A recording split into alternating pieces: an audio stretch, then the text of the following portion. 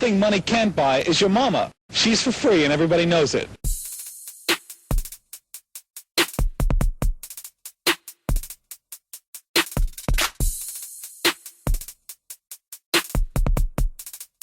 This story revolves around two brothers, named Joseph Lyle Menéndez, born the 10th of January, 1968, and Eric Galen Menéndez, born the 27th November, 1970.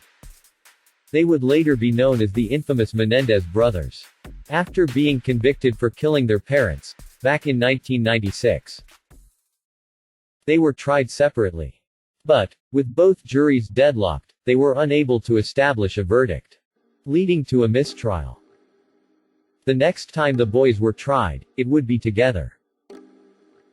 Lyle and Eric Menéndez have been found guilty of murdering their parents. The siblings sentenced to life in prison.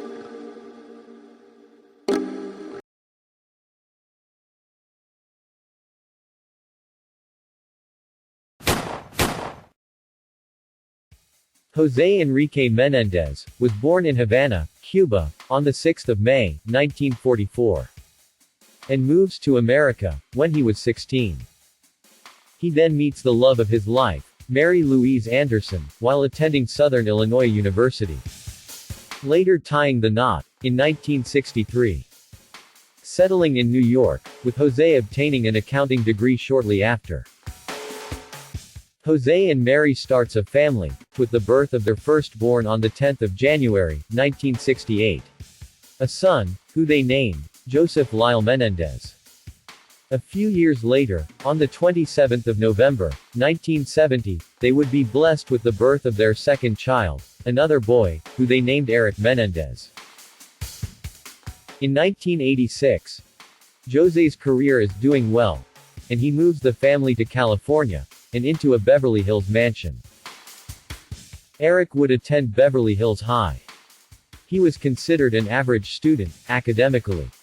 But, where he really shined, was on the tennis courts. Ranked 44th, for U.S. under-18 players.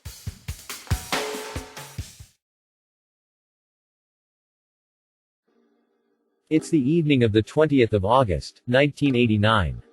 Eric and Lyle's parents, Jose and Mary, had fallen asleep on the couch, situated in the den. That was the opportunity the brothers needed, for what happened next. With each brother carrying a Mossberg 12-gauge shotgun, they enter the den where their parents lay sleeping. Without warning, Jose is shot in the back of the head. Then Mary wakes up after hearing the gunfire. Their mother tries to stand up, but she is shot in the leg, forcing her back down. She was then shot numerous times, including her face.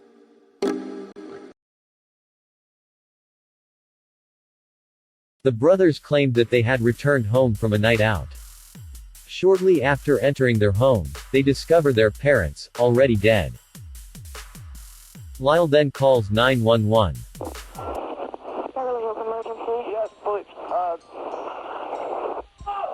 What's the problem? What's the problem? What's the problem? Someone killed my parents. Pardon me? Someone killed my parents. What? Who? Are they still there? Yes. The people... No. Were they shot? Hey, man, dude. Were they shot? Yes. They were shot? Yes. 102, 102, response. 722 North Elmore. What happened?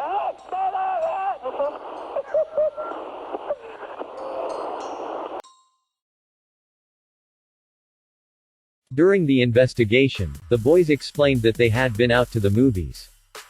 Afterwards, they found themselves at the Taste of LA festival, held at the Santa Monica Auditorium. Neither Lyle or Eric were considered a suspect. With that, the police never tested them for gunshot residue.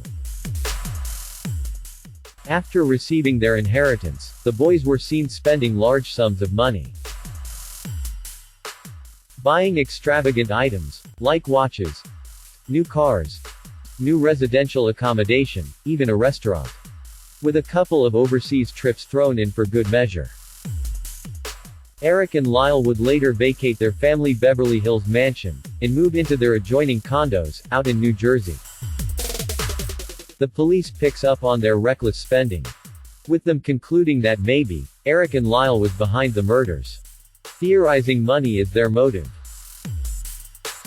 The police followed their suspicion, asking a close friend of Eric, Craig Signorelli, to wear a wire, hoping to get Eric to confess to the murders. But the operation was unsuccessful. Eric does eventually confess to the murders, during a session with his shrink, Jerome Oziel. But Oziel violated doctor-patient confidentiality privilege, by sharing the information with his mistress, Judalon Smith. That relationship eventually ended, with Judalon releasing that crucial bit of information to the police. That was enough for the police to make an arrest. Lyle was arrested on the 8th of March, 1990. With Eric turning himself in days later.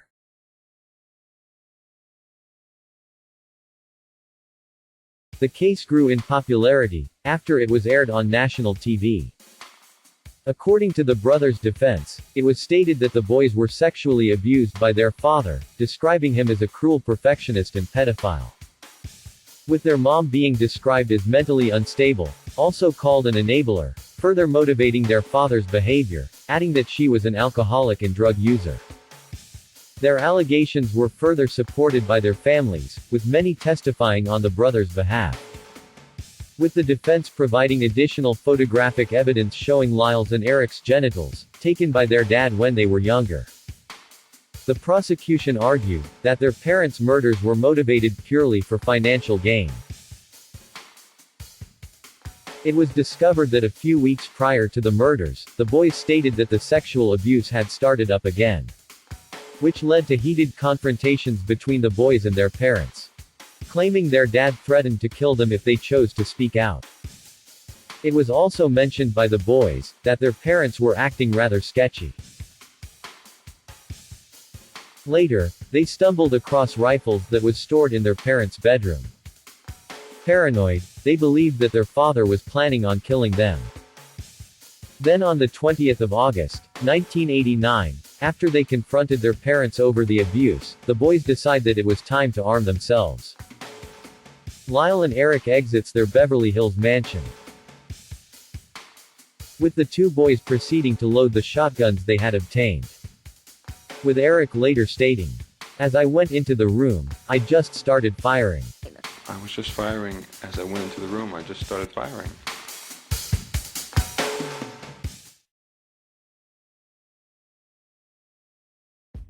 The DA promptly announces that there would be a retrial.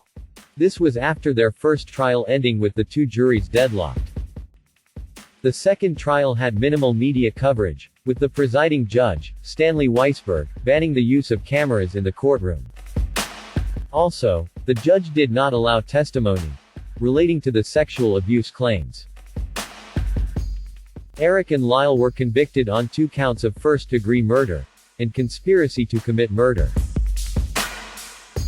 On the 2nd of July, 1996, Eric and Lyle were sentenced to serve life in prison, without the possibility of parole, avoiding the death penalty, which was thanks to the brothers not having any prior criminal record at that time.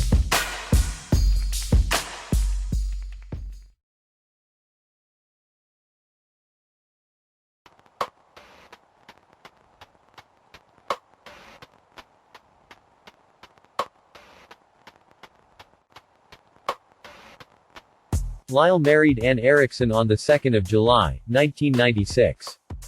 But, unfortunately divorcing a few years later, after Anna allegedly discovers him having an affair. Then in November 2003, Lyle remarries, tying the knot with Rebecca Sneed. They've been friends for approximately 10 years before their engagement. On the 12th June, 1999, Eric married Tammy Ruth Saccoman. Tammy later comments on their wedding, saying, "Our wedding cake was a Twinkie. We had to improvise. It was a wonderful ceremony until I had to leave. That was a very lonely night." October 2005.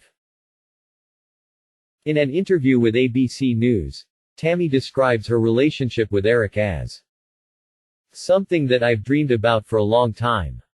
And it's just something very special that I never thought that I would ever have. That same year, Tammy self-published a book titled, They Said We'd Never Make It. My Life with Eric Menéndez. Tammy also commented during an interview with People magazine, saying, "Not having sex in my life is difficult, but it's not a problem for me. I have to be emotionally attached, and I'm emotionally attached to Eric. My family does not understand. When it started to get serious, some of them just threw up their hands." Eric adds, "Tammy is what gets me through. I can't think about the sentence. When I do it with a great sadness and a primal fear. I break into a cold sweat. It's so frightening, I just haven't come to terms with it."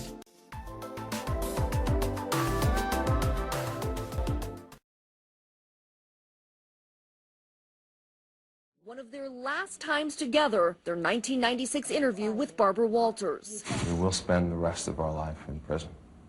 But if we're not put in the same prison, there's a good probability I will never see him again. The brothers were separated, and sent to different prisons.